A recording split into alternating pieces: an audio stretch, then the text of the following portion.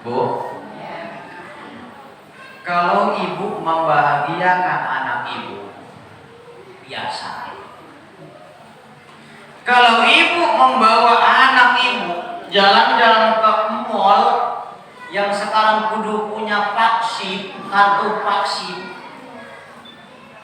Kalau nggak punya kartu vaksin nggak bisa masuk ke mall. Bu, udah vaksin? Nggak bisa masuk ke mall. Rasain. Makanya vaksin. Tapi saya bersyukur perempuan kalau bisa mah nggak usah vaksin, biar nggak masuk ke mall. Kata ibu-ibu emang gua bego tinggal pesan di online coy. Orang mau kalah sube juga sama baik. Aduh.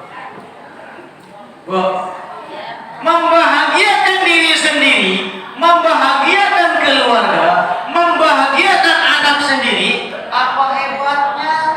Biasa saja. Wong diri kita, anak kita sendiri. Tapi kalau kita membahagiakan anak yatim, baru luar biasa. Maka kata Nabi, Rasulullah akan mengistimewakan orang-orang yang menyantuni yatim di dunia. Ana wa kafilul yatimi fil jannati hakada. Kata Rasul, aku dan orang-orang yang menyantuni yatim nanti di hari kiamat seperti dua jari ini. Dekat dengan Rasul. Oh, orang yang nyantuni yatim biar kakak setahun sekali seperti ini dengan Rasul. Dekat sama Rasul. Insya Allah. Jamaah rahimakumullah. Orang pelit itu sesungguhnya dia tersiksa. Bu, orang pelit medit korek pantat konen semeleket temberege hese.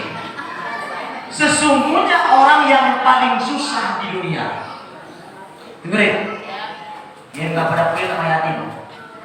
Minimal kita nggak pelit sama yatim yang ada di kampung. Nggak usah jauh-jauh, lebat. Nggak usah jauh-jauh, cukup kita perhatikan anak yatim yang ada di lingkungan Masjid Jami As-Sadariyah. Nggak usah nyari nyokor, nggak usah.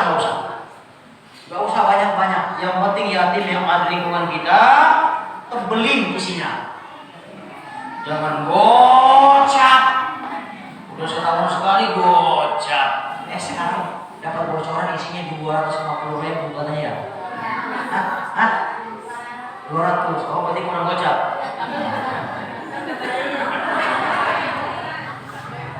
Takutnya pada komplain sampai rumah. Kata Ustaz 2,5 ini gede 200 kan. Jadi isinya 2. Alhamdulillah. Bu, saya ulang lagi. Orang pelit itu orang yang paling tersiksa di dunia. Saya enggak punya mobil 2, 1 di garasi, 1 di jalanan. Karena nggak muat punya mobil nggak punya garasi.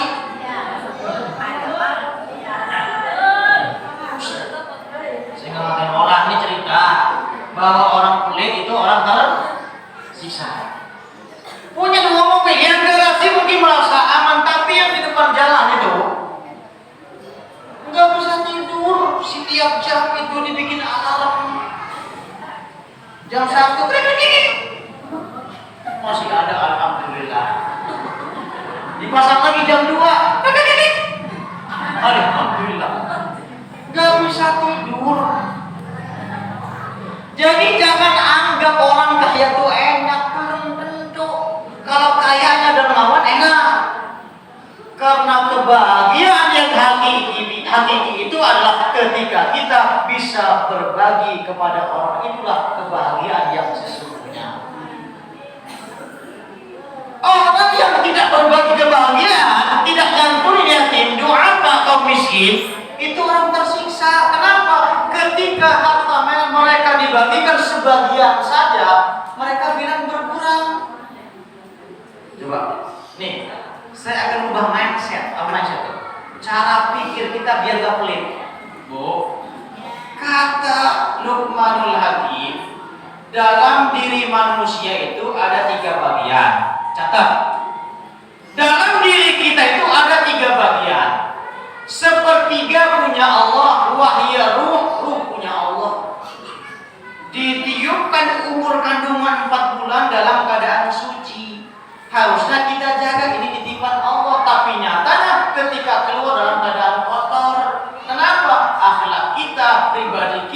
yang mengotori ruh, maka Allah marah. Pantas kita neraka. Na'udzubillah summa na'udzubillah. Sepertiga diri kita itu punya Allah, ruh titipan Allah.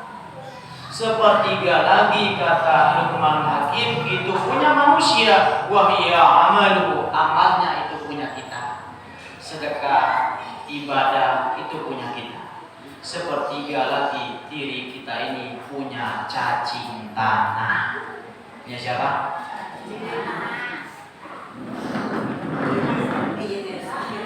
Ini contoh simulasi. Ini mobil mewah, ya kan? Joknya empuk. Betul? Di benak manusia ini indah.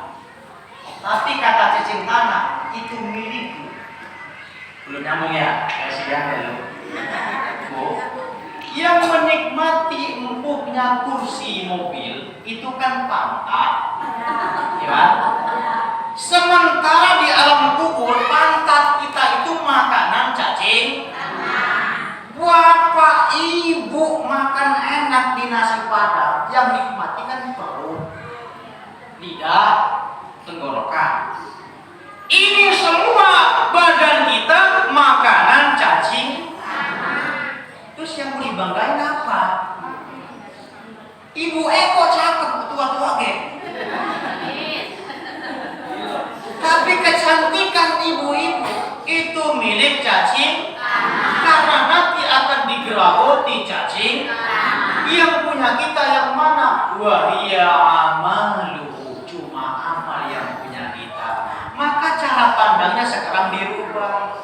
Yang kita sedekahkan ke yatim itu yang punya kita. Semakin banyak yang kita sedekahkan ke yatim kah, ke fakir miskin kah, itulah yang punya kita. Yang ini punya cacing tanah. Lalu kemana yang kita banggakan?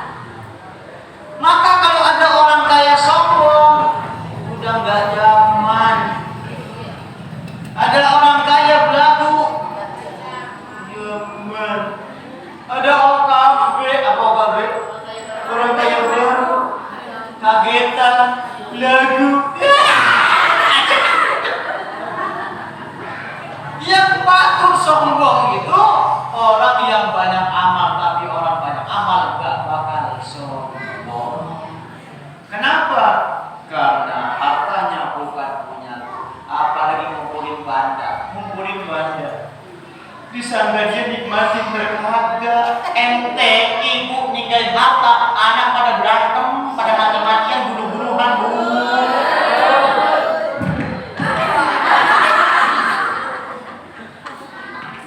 Nggak sedikit orang tua ninggalin harta bukan buat sodako, anaknya untuk orang almarhum bapak emaknya, kebanyakan pada ribut sama manis. Maka mumpung bapak ibu masih hidup, udah kayak jual-jualin di rumah, jual-jualin. Sumbangan ke masjid, entah lagi kebangun.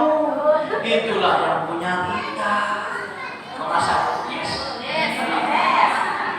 Ini masjid Bapak.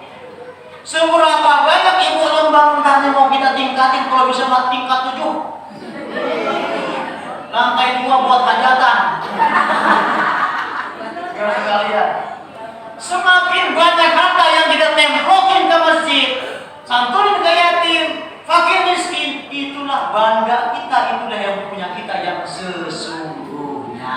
Adapun harta-harta yang dinikmati oleh jasa, ingat jasa itu punya cacing. Paham cacing? Karena semua calon makanan cacing. Jadi jangan berbangga hati kalau kita ini banyak harta. Kenapa? Semakin kaya ibu, masuk surganya semakin lama. Kalau orang miskin itu gak banyak nanya Allah, dan itu cuma sholat tua. Orang susah itu, entah di hari kiamat, gak lama-lama di persidangan, cuma ditanya sholat. Bagus, sholat. Orang kaya sholat bagus, bentar dulu coy. Ini bandamu dari mana? Pertama tuh, macam mana kau dapat di hartamu? Oh PNS, nyogok apa kagak? Nyogok. Oke,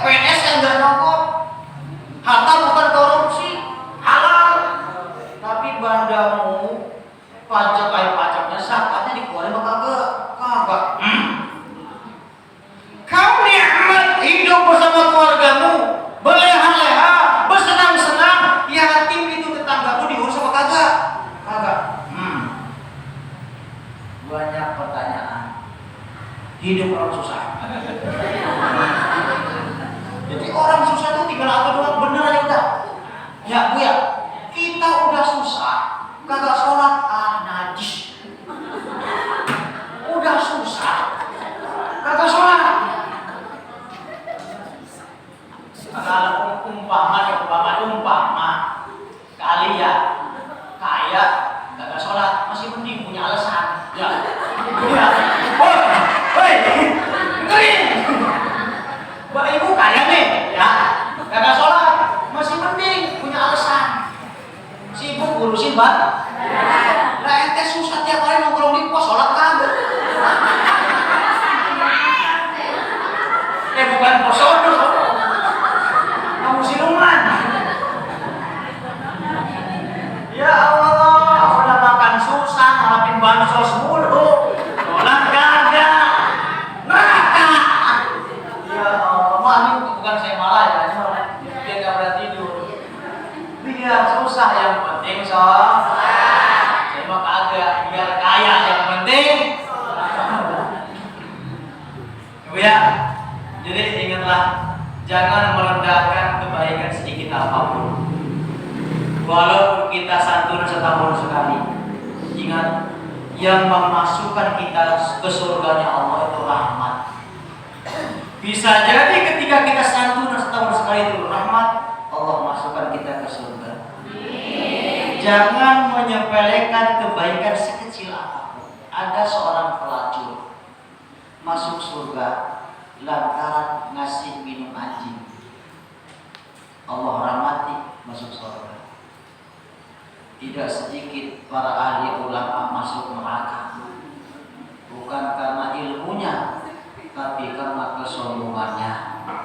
Tidak sedikit orang kaya yang justru masuk neraka karena dia tidak bisa memanfaatkan kekayaannya untuk dijaga Allah Subhanahu wa Ta'ala. Saya rasa itu saja tausiah singkat ini, semoga bermanfaat untuk kita semua.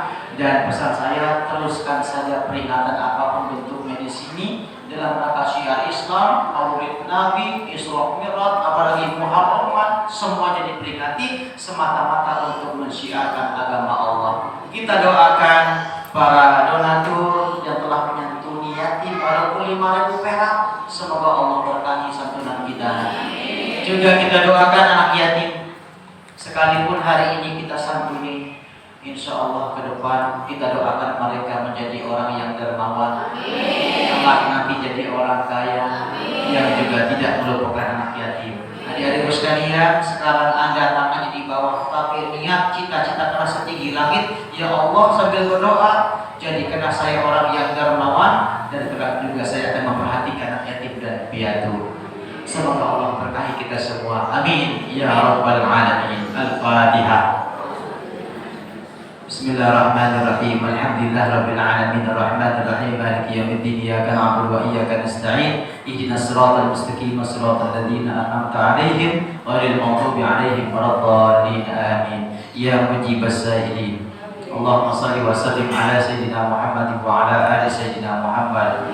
Allahumma inna nas'aluka ilman nafi'a wa 'amalan mutaqabbalan wa rizqan halalan thayyiban mubarakan. Rabbana taqabbal minna innaka antas samiul alim wa tub 'alaina innaka antat tawwabur rahim. Rabbana hab lana min azwajina wa dhurriyyatina qurrata a'yunin waj'alna lil muttaqina imama. Rabbana atina fid dunya hasanah wa fil akhirati hasanah wa qina adzabannar. Sallallahu ala sayyidina Muhammadin wa ala alihi wa sahbihi ajma'in. Alhamdulillahirabbil alamin. Wallahu muwaffiq ila aqwamit thoriq. Assalamualaikum warahmatullahi wabarakatuh.